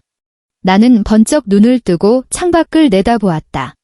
아래로는 끝을 알 수 없는 태평양이 펼쳐져 있었다. 짙푸른 해수면이 햇빛을 받아 수억 개의 은비늘처럼 부서지고 있었다. 넘어왔다. 정말로 건너왔다. 나는 가볍게 숨을 들이마시고 천천히 내뱉었다. 들고 있던 물을 한 모금 마셨다. 차가운 물이 식도를 타고 내려가며 울컥 치솟는 신물을 눌러주었다. 슬픔은 아니었다. 너무 오래 고여 있다가 마침내 둑이 터져버린 뒤에 찾아오는 공허함이었다. 앞 좌석 등받이에 달린 스크린을 켜고 비행 지도를 띄웠다. 비행기를 나타내는 작은 아이콘이 한반도를 벗어나 광활한 남반구를 향해 묵묵히 이동하고 있었다. 거리는 시속 900km의 속도로 멀어지고 있었다. 나는 눈이 시리도록 그 화면을 바라보았다. 그리고 스크린을 끄고 배낭에서 두툼한 노트를 꺼냈다. 가계부가 아닌 내 개인 일기장이었다. 거의 쓰지 않아 빈 페이지가 많았지만 도저히 견딜 수 없을 때마다 몇 줄씩 휘갈겨 쓴 흔적들이 있었다. 펼쳤다. 가장 최근 페이지에는 어젯밤 창고방에서 짐을 싸며 떨리는 손으로 적은 글이 있었다. 그들이 나더러 창고방으로 꺼지라고 했다. 박지훈이 말했다. 나는 미역국 냄비 엎어버리고 싶었다. 이제 때가 된 것 같다. 나는 쓰레기가 아니다. 구석에 처박힐 존재가 아니다. 나는 간다. 깨끗하게. 나를 몽땅 챙겨서. 글씨는 엉망이었고 종이가 찢어질 듯 눌러쓴 자국이 선명했다. 나는 그 글자들을 손으로 쓸어보았다. 그리고 필통에서 새 펜을 꺼내 그 아래에 힘주어 또박또박 한 줄을 적었다. 출발했다. 절대 돌아보지 않는다. 노트를 덮고 가슴에 품었다. 웅웅거리는 엔진 소리가 최고의 백색 소음이 되어주었다. 마침내 졸음이 밀려왔다. 무거운 눈꺼풀이 서서히 감겼다. 이번에는 악몽을 꾸지 않을 것이다. 시드니에 착륙했을 때는 현지 시각으로 해 진력이었다. 거대한 공항은 수많은 인파로 북적였고 온갖 언어가 뒤섞여 들려왔다. 표지판을 따라 걸으며 발을 내디딜 때마다 낯선 땅의 감촉이 느껴졌고 공기에서는 전혀 다른 냄새가 났다. 휴대폰을 켜고 비행기 모드를 해제했다. 그 순간 메시지 알림음이 팝콘 튀기듯 폭발적으로 울려댔다. 화면 가득 빨간 숫자들이 빼곡히 들어찼다. 대부분 박지훈이었다. 분노에서 추궁으로 그리고 당황으로 변해가는 과정이 고스란히 담겨 있었다. 한은성. 전화 받아. 집에 쌀 한 톨도 없어. 너 뭐 하는 짓이야? 엄마 압력밥솥 어떻게 쓰는 거야? 지민이 배고프다고 울고 난리야. 내 셔츠 어딨어? 내일 거래처 미팅 때 입을 셔츠 어디다 뒀냐고? 너 은행카드 왜 돈 안 뽑혀? 전화 받으라고. 여보, 장난 그만하고 빨리 와. 집안 꼴이 말이 아니야. 은서야, 내가 잘못했어. 창고방에서 자라고 한 거 미안해. 돌아와서 우리 좋게 얘기하자. 엄마 몸 안 좋으셔. 너 빨리 와라. 내가 이렇게 빈다. 가장 최근에 온 메시지는 10분 전이었다. 너 어디 갔어? 공항. 너 진짜 간 거야? 한은성, 대답해. 나는 무표정하게 화면을 밀어 올리며 삭제 버튼을 눌렀다. 음성 메시지는 하나도 듣지 않았다. 텍스트만 봐도 그가 씩씩거리다 점차 기가 꺾여가는 목소리가 귓가에 들리는 듯 했다. 그리고 이모의 대화창을 열어 메시지를 보냈다. 이모, 저 도착했어요. 거의 즉시 답장이 왔다. 시출구. 내 이름 적힌 종이 들고 서 있어. 오는 길 괜찮았니? 마음이 조금 놓였다. 캐리어를 끌고 시출구로 나가자마자 이모가 보였다. 50대 중반, 편안한 체크무늬 셔츠에 청바지를 입고 햇볕에 그을린 건강한 피부를 가진 짧은 머리의 여자. 손에는 검은 매직으로 하는성이라고 쓴 A4 용지를 들고 있었다. 이모는 날카로운 눈빛으로 인파를 훑다가 나를 발견하고는 잠시 멈칫했다. 나를 위아래로 훑어보더니 이내 환한 미소를 지으며 힘차게 손을 흔들었다. 은서야, 여기. 나는 빠른 걸음으로 다가갔다. 내가 뭐라 말하기도 전에 이모는 팔을 벌려 나를 꽉 껴안았다. 이모의 팔은 단단했고 몸에서는 햇살과 건초, 그리고 약간의 동물털 냄새가 섞인 냄새가 났다. 낯설었지만 기이할 정도로 안심이 되는 냄새였다. 오느라 고생했다. 이모는 나를 놓아주고 내 캐리어를 받아 들었다. 가자, 차 밖에 있어? 일단 집에 가서 뜨거운 물로 씻고 푹 자. 다른 건 내일 얘기해. 이모의 말은 군더더기 없이 깔끔했다. 어설픈 인사치레나 질문은 없었다. 나는 이모를 따라 낡은 듯하지만 튼튼해 보이는 픽업 트럭에 올랐다. 차는 공항을 빠져나와 고속도로를 달렸다. 석양이 하늘을 주황색과 자줏빛으로 물들이고 있었고 광활한 들판이 끝없이 펼쳐져 있었다. 멀리 완만하게 굴곡진 언덕과 짙고 옅은 초록색으로 구획된 땅들이 보였다. 서울의 숨막히는 스카이라인과는 완전히 다른 풍경이었다. 여긴 정말 탁 트였네요. 나도 모르게 작게 중얼거렸다. 핸들을 잡은 이모가 웃었다. 처음 오면 너무 휑해서 적응 안 될 수도 있어. 근데 살다 보면 알게 돼. 맘속까지 뻥 뚫리는 기분이지.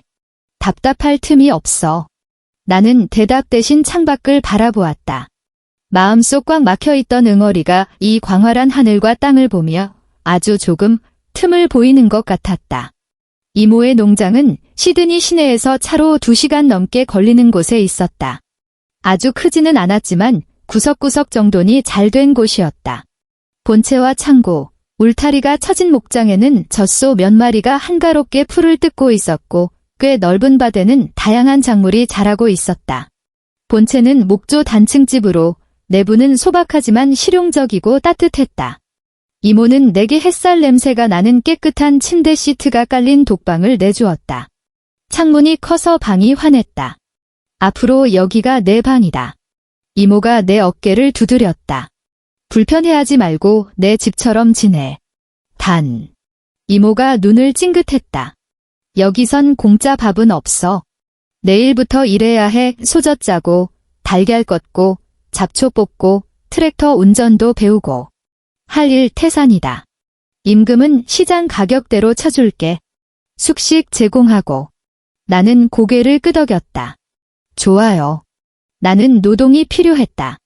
몸이 고단해서 머리만 대면 골아떨어질 정도의 노동이, 흙과 생명을 직접 만지는 감각이. 지난 7년 동안 내 몸에 쌓인 끈적하고 더러운 것들을 땀으로 씻어낼 시간이 절실했다. 다음 날, 동이 트기도 전에 이모가 나를 깨웠다. 농장의 생활은 규칙적이고 충실했다. 매일 새벽 새소리에 잠을 깨면 차고 신선한 공기가 폐를 채웠다. 처음엔 젖짜는 게 서툴러 온순한 젖속 꼬리에 뺨을 맞기도 했고 닭장 경비병 닭들을 피해 달걀을 꺼내느라 진땀을 뺐다. 잡초와 모종을 구별하는 법을 배우고 이모의 지도 아래 그 육중해 보이던 트랙터를 몰고 밭에 반듯한 고랑을 내는 법도 익혔다. 체력 소모가 엄청나서 일을 마치고 돌아오면 팔다리가 내 것이 아닌 것 같았다. 하지만 이상하게도 마음은 하루가 다르게 가벼워졌다. 휴대폰에는 여전히 메시지가 왔다. 내가 완전히 차단하지 못한 어떤 경로를 통해서거나 박지훈이 번호를 바꿔서 보낸 것들이었다. 내용은 변해가고 있었다. 처음에는 회유와 협박이 섞인 재촉과 비난이었다. 그러다 점차 구체적인 하소연으로 바뀌었다. 지민이 애가 계속 울어. 기저귀도 제대로 못 갈아서 엉덩이 다 짓물렀어. 엄마 고혈압 도져서 어지럽다고 난리야? 나 휴가 내고 병원 모시고 가서 접수하고 약 타고 이게 왜 이렇게 복잡해? 예전엔 다 당신이 했잖아. 파출부 불렀는데 하루 7만 원 달래. 근데 일도 못해. 내 월급으론 감당 안 돼. 냉장고 텅 비었어. 마트 물가 왜 이렇게 비싸? 카드 명세서 이거 뭐야? 이번 달 왜 이렇게 많이 나왔어? 은서야, 나 진짜 잘못했어. 이 집엔 내가 없으면 안 돼. 돌아와. 앞으로 다 당신 뜻대로 할게. 안방도 영원히 당신 거고 지민이 시댁으로 보내버리게. 제발 전화 좀 받아줘. 욕이라도 좋으니까. 나는 내용을 끝까지 읽는 법이 거의 없었다. 대개 앞부분만 훑고 삭제해버렸다. 가끔 손가락 하나 까딱할 힘도 없을 만큼 지친 밤이면 한두 개를 열어보곤 했다. 그 문자들을 보며 한때 나를 질식시켰던 그 공간이 지금은 아기 울음소리와 혼란, 값비싼 청구서, 발 디딜 틈 없는 쓰레기들로 가득 차 있을 모습을 상상했다. 마음의 동요는 없었다. 심지어 통쾌함조차 없었다. 그저 차갑고 담담한 확인만이 있을 뿐이었다. 봐, 이게 당신들이 말하던 가족의 실체야. 묵묵히 일하던 내 껍데기를 벗겨내니 그 밑에 드러난 건 고작 이토록 허약한 혼란과 이기심뿐이잖아. 나는 벽돌 한 장을 뺀 게 아니었다. 내력벽을 제거하고 나온 것이었다. 그들은 폐허 속에 서서야 비로소 자신들이 집을 지을 줄 모른다는 사실을 깨닫고 있었다. 호주에 온 지 한 달 후, 나는 모든 연락처를 바꿨다. 쓰던 유심칩은 가위로 잘게 잘라 농장 쓰레기통에 버렸다. 세상은 완전히 조용해졌다. 피부는 조금 그을렸고 손에는 굳은 살이 박였지만 허리는 꼿꼿해졌고 시선은 더 이상 바닥을 향하지 않았다. 이모는 내게 많은 것을 가르쳐 주었다. 농사일뿐만 아니라 이웃 농장주들과 교류하는 법, 날씨를 읽는 법, 파종 계획을 세우는 법까지. 이모는 남편을 일찍 여의고 혼자 이 농장을 일궈온 쾌활하고 능력 있는 여자였다. 그녀는 내 과거를 묻지 않았다. 그저 내가 가끔 먼 곳을 응시하며 멍하니 있을 때면 등을 툭 치며 말했다. 앞만 봐, 은서야. 여기 땅은 정직해. 내가 흘린 땀만큼 돌려주거든. 마음이 채워지지 않는 및 빠진 독 같은 인간들과는 달라. 농장에는 이웃들이 자주 놀러 오거나 일손을 거들러 왔다. 바로 옆에 더 큰 목장을 운영하며 양과 유구를 키우는 지정우라는 한국계 남자도 그중 하나였다. 40살쯤 되어 보이는 그는 키가 크고 어깨가 딱 벌어졌으며 종종 트럭을 몰고 와 건초를 나눠주거나 장비를 빌려가곤 했다. 말수는 적었지만 일 처리는 확실했다. 한 번은 농장 양수기가 고장 나 이모가 발을 동동 구를 때 그가 말없이 기어들어가 반나절 동안 진흙투성이가 되어 고쳐준 적이 있었다. 수리를 마친 그는 수도꼭지에서 대충 손과 얼굴을 씻고는 이모가 건넨 시원한 맥주를 받아들고 현관 계단에 앉아 마셨다. 내가 깨끗한 수건을 건네자 그가 받아들며 나직하게 고맙습니다 라고 했다. 그의 눈빛은 온화했다. 호기심도 동정도 없는 그저 평범한 이웃을 대하는 눈빛이었다. 농장의 바람처럼 평온한 날들이 흘러갔다. 석 달 후 어느 날 이모가 태블릿 PC로 뭔가를 보다가 픽 웃음을 터뜨리더니 나를 불렀다. 은서야, 이거 좀 봐라. 내가 다가가니 호주 교민들이 이용하는 소규모 커뮤니티 사이트 화면이 떠 있었다. 게시글 제목은 도움 요청, XX동 XX아파트 XX호 거주자 혹은 최근 한국에서 온 하는성 씨를 아시는 분 이었다. 글쓴이 아이디는 의미 없는 문자열이었지만 내용은 뻔했다. 제 아내가 한 달 전 가출하여 호주로 간 것으로 추정됩니다. 집에 노모가 위독하고 어린아이가 있어 급히 찾아야 합니다. 이름은 하는성, 30세, 키 163cm 정도, 가출 당시 복장은 단서 주시면 살해하겠습니다. 연락처 82-10XXX-9982. 댓글은 몇 개 없었다. 대부분 모릅니다. 글 올려드려요거나 혹시 부부싸움 하고 나가신 거 아닌가요? 하는 의심 섞인 반응들이었다. 이모가 전화번호를 가리키며 눈썹을 치켜 올렸다. 끝자리 9982. 나 찍지 않니? 박지훈의 번호였다. 이런 해외의 작은 커뮤니티까지 찾아내다니 정말 눈물겨운 노력이었다. 나는 그 글을 보며 그가 집안의 난장판을 수습하느라 머리를 쥐어뜯으며 인터넷 바다에서 바늘 찾기를 하고 있을 모습을 상상했다. 병석에 누운 시어머니의 짜증을 받아내고 아마도 견디다 못해 나가버린 시누이 목까지 떠안고 있을 그의 모습을. 마음속 차가운 확인 위로 아주 였지만 잔인할 정도로 명징한 깨달음이 스며나왔다. 나는 태블릿을 가져와 아무런 특징 없는 새 계정을 만들었다. 그리고 그 도움 요청 글 아래에 담담하게 댓글을 달았다. 해당 여성분은 자발적으로 출국하셨으며 모든 절차는 합법적이었습니다. 한국 경찰에 실종 신고 접수 여부를 확인하시거나 출입국 기록을 조회해 보시길 권합니다. 아울러 노모와 자녀를 돌보는 것은 자녀와 부모의 책임이지 집을 떠난 아내와는 무관한 일입니다. 건승하십시오. 전송 버튼을 눌렀다. 이모는 내가 하는 양을 지켜보더니 대견함과 안쓰러움이 섞인 눈빛으로 나를 바라보았다.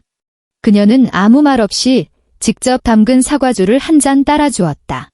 마셔봐라. 오래거 맛이 괜찮네. 한 모금 마시니 새콤달콤하면서도 쌉싸름한 과일 향이 입안에 퍼졌다. 그날 밤 나는 정말 오랜만에 한국 소셜미디어에 접속했다. 계정은 진작에 비공개로 돌려놓은 상태였다. 나는 농장에서 찍은 사진 몇 장을 골랐다. 끝없이 펼쳐진 파란 하늘, 황금빛 건초 더미, 이모가 찍어준 트랙터 운전석에서 활짝 웃고 있는 내 모습, 현관 아래서 낮잠 자는 고양이, 그리고 저녁 식사 때 이모가 차려준 푸짐한 바비큐 파티, 옆에서 테이블 옮기는 걸 도와주던 이정우의 걷어붙인 팔뚝이 살짝 나오게 찍었다. 보정도 필터도 없었다. 햇살도 웃음도 모두 진짜였다. 글은 딱 한 줄만 썼다. 드디어 자유의 공기를 마시다. 공개 설정으로 바꿨다. 그리고 로그아웃했다. 알고 있다. 내 옛 인맥들 중 누군가, 아직 연락이 닿는 옛 동료나 먼 친척 누군가는 이걸 볼 것이다. 그리고 말이 전해지겠지? 하지만 그건 이제 나와는 상관없는 일이었다. 나는 그저 과거의 한은성이라는 여자에게 정식으로 작별 인사를 해주고 싶었을 뿐이다. 그녀가 한 번도 가져보지 못한 그 환한 웃음으로. 내 댓글과 그 사진들은 마치 끓는 기름솥에 던져진 작은 돌멩이 2개 같았다.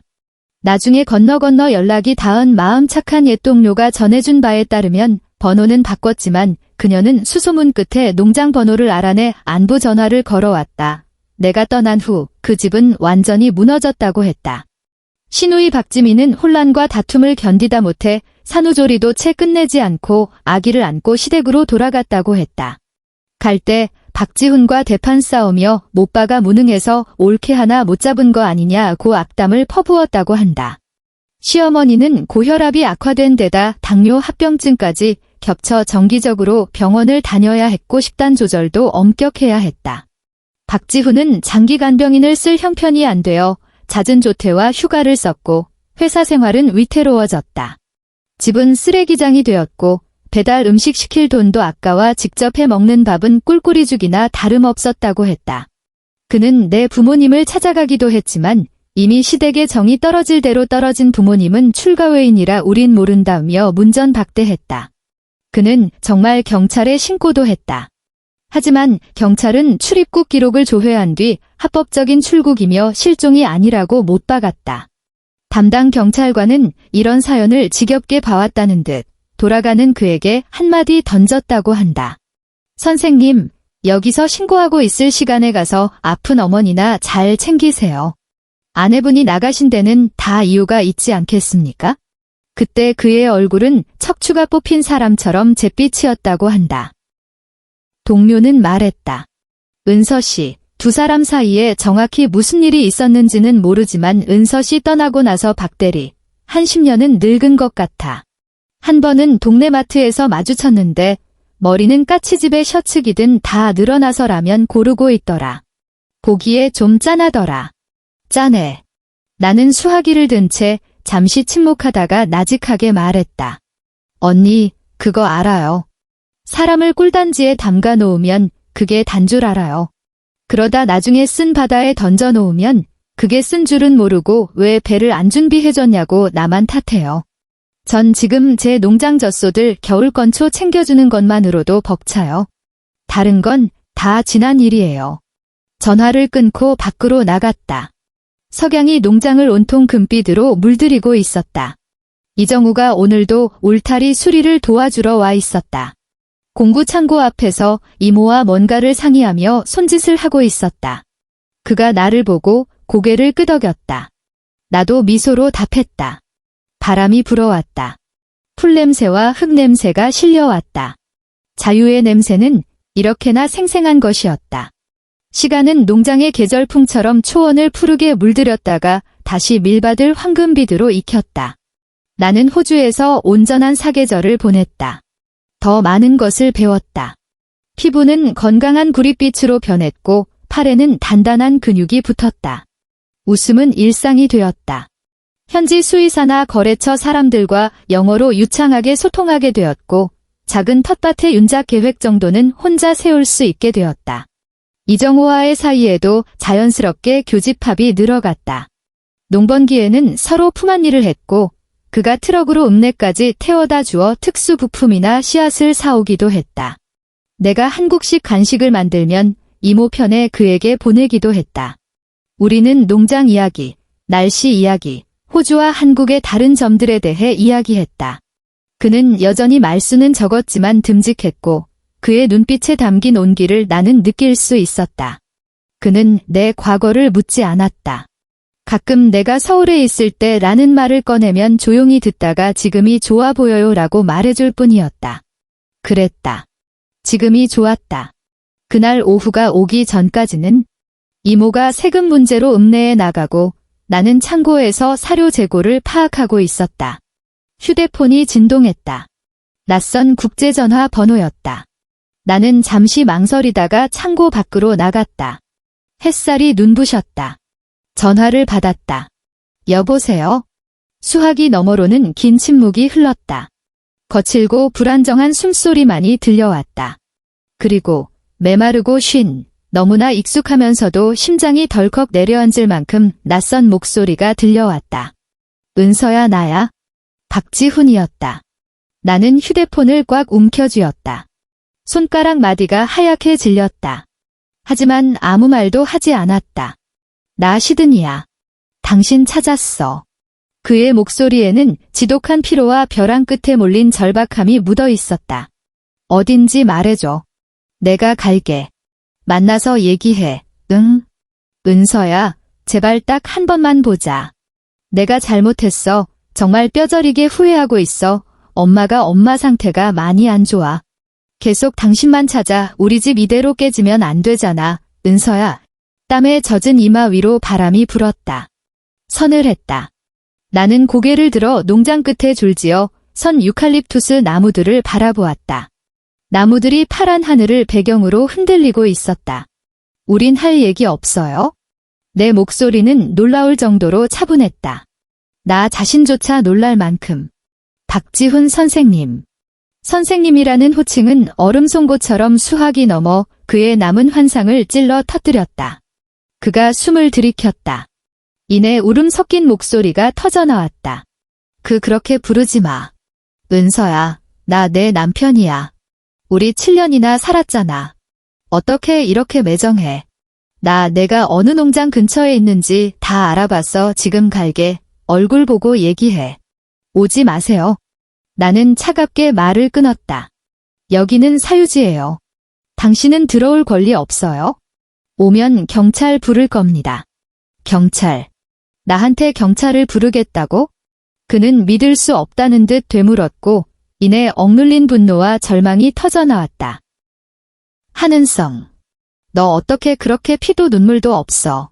그 농장 주인 때문이야? 그 남자 때문이냐고.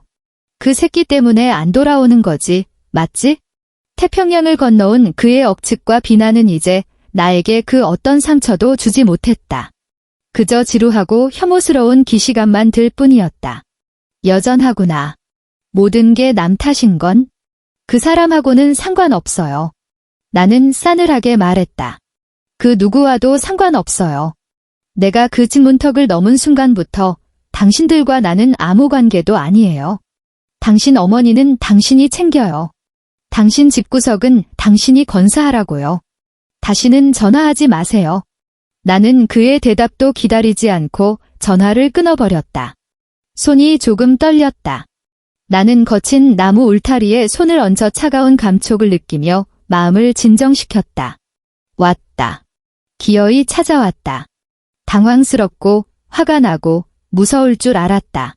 하지만 지금 내 마음을 채우고 있는 건 차갑고 냉철한 평정심이었다. 이미 결말을 다 아는 연극의 주인공이 마침내 비틀거리며 마지막 막에 등장하는 걸 지켜보는 기분이었다. 나는 창고로 돌아가 사료포대를 세기 시작했다. 숫자가 머릿속에서 또렷하게 굴러갔다. 한 포대, 두 포대. 올 것이 왔다. 다음 날 오후, 주변의 투박한 픽업 트럭들과는 전혀 어울리지 않는 흙먼지를 뒤집어 쓴 택시 한 대가 비틀거리며 농장 진입로로 들어와 울타리 밖에 멈춰섰다. 나는 마침 집 앞 빨랫줄에서 이불을 걷고 있었다. 이모는 배달을 나갔고 오늘따라 이정우가 와 있었다. 그는 내 트랙터 냉각수를 점검해주고 수도가에서 손을 씻고 있었다. 택시 문이 열렸다. 박지훈이 내렸다. 나는 처음에 그를 알아보지 못할 뻔했다. 언제나 셔츠를 칼같이 다려 입고 머리카락 한 올 흐트러짐 없이 빗어 넘기던 깐깐한 도시 회사원의 모습은 온데간데 없었다. 구겨진 폴로 셔츠에 헝클어진 머리, 덥수룩한 수염, 퀭하게 들어간 눈의 장시간 비행과 극도의 불안이 만든 잿빛 얼굴. 그는 살이 많이 빠져 어깨가 축 처져 있었다. 그는 멍하고 다급한 눈으로 주위를 두리번거렸다. 그러다 그의 시선이 나에게 꽂혔다. 순간 그 탁한 눈동자에서 놀라움과 기쁨, 억울함과 분노, 애원이 뒤섞인 강렬한 빛이 폭발했다. 그는 비틀거리며 하얀 나무 울타리 쪽으로 다가와 떨리는 목소리로 외쳤다. 은서야. 나는 이불 껐던 손을 멈추고 몸을 돌려 그를 정면으로 마주 보았다. 품에는 햇볕 냄새가 나는 깨끗한 이불이 안겨 있었다. 이정우가 수도꼭지를 잠그고 허리를 폈다. 그는 물기를 닦으며 울타리 밖의 불청객을 조용히 응시하다가 다시 나를 바라보았다. 그는 움직이지 않았다. 그저 묵묵하고 든든한 나무처럼 그 자리에 서 있었다.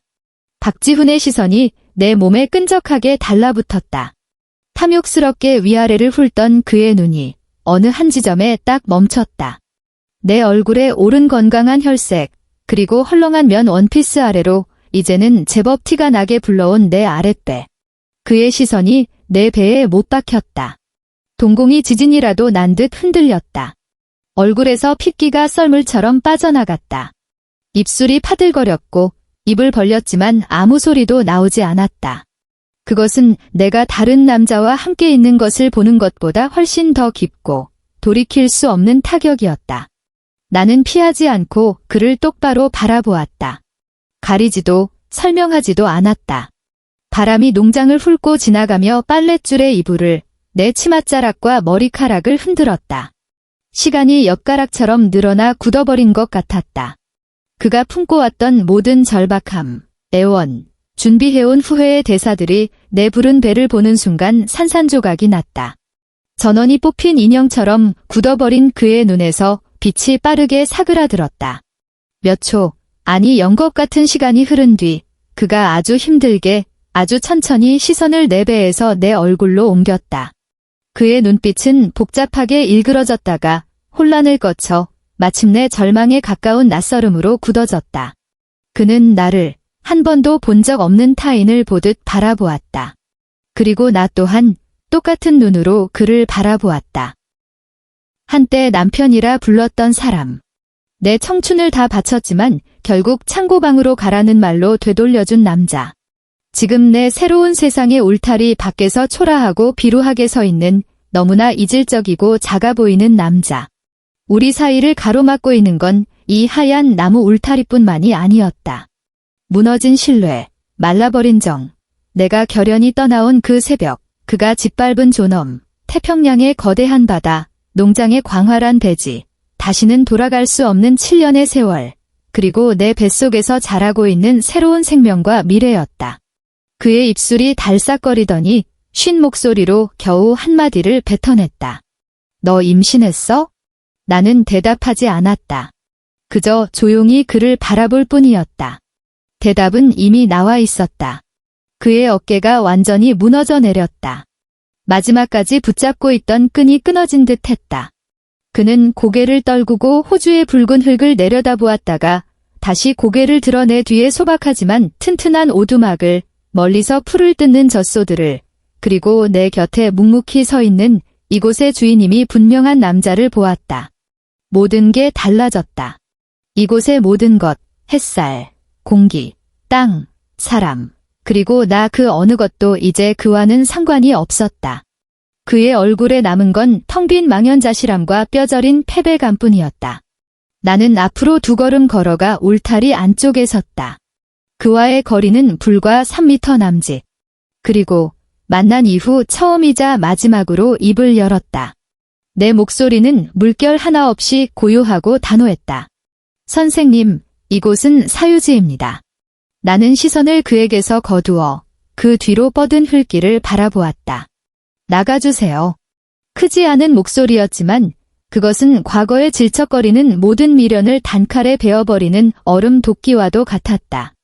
박지훈의 몸이 휘청거렸다. 그는 텅 빈 눈으로 나를 바라보았지만 더 이상 아무 말도 하지 못했다. 고함도, 애원도, 추궁도 없었다. 그는 마침내 알아들은 듯했다. 천천히, 아주 천천히 그가 몸을 돌렸다. 구부정한 등을 보이며 그는 한 걸음 한 걸음 대기하고 있던 택시를 향해 걸어갔다. 발걸음마다 천근의 쇠사슬을 매단 듯 무거워 보였다. 택시 문이 열리고 그가 몸을 구겨 넣었다. 다시는 나를 돌아보지 않았다. 택시가 차를 돌려 흙먼지를 일으키며 왔던 길을 되돌아갔다. 차는 점점 멀어져 마침내 농장 가장자리 유칼립투스 순모퉁이 너머로 사라졌다. 나는 흙먼지가 가라앉을 때까지 그 자리에 서 있었다. 품에 안은 햇볕 냄새, 나는 이불이 따뜻하고 부드럽게 내 뺨과 부른 배에 닿았다. 따뜻하고 두툼한 손 하나가 내 어깨를 가만히 감싸 쥐었다. 어느새 다가온 이정우였다. 그는 아무 말 없이 그저 그렇게 곁에 서서 무언의 지지를 보내주고 있었다. 나는 고개를 돌려 그에게 아주 옅은 미소를 지어 보였다. 그리고 다시 시선을 돌려 빨랫줄에 남은 마지막 이불을 걷기 위해 손을 뻗었다. 바람이 불어왔다. 풀냄새와 야생화 향기를 머금은 바람이 내 얼굴을, 그리고 이 자유롭고 단단한 땅을 스치고 지나갔다.